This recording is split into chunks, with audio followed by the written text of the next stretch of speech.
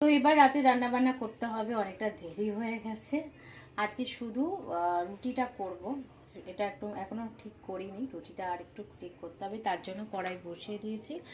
আর এখানে বরমশাইয়ের আছে চিকেনের ঝোল, যেটা দুপুরবেলা আমি গরম করে রেখেছিলাম, আমি খেয়েছি, ওর জন্য রেখেছি।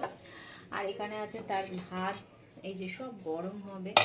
এটার মধ্যে আমার আছে পনির, আমি পনির দিয়ে খাবো।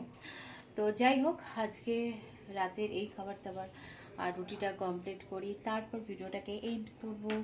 চলো, তো রুটি করা একদম কমপ্লিট, একদম ঢেকে রেখেছিলাম। তো রুটি করতে করতে দেখছি আবার একটা রুটি ফেটেও গেছে।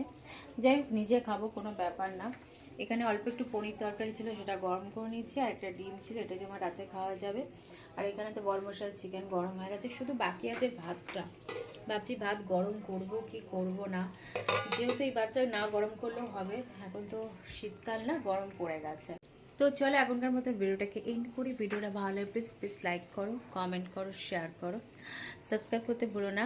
আজকে সেরকম কিছু সকালবেলাও রান্না করিনি, রাতেও করলাম না। তো শরীরটা একটু একটু খারাপের দিকে আছে। তো চলো এখনকার মতো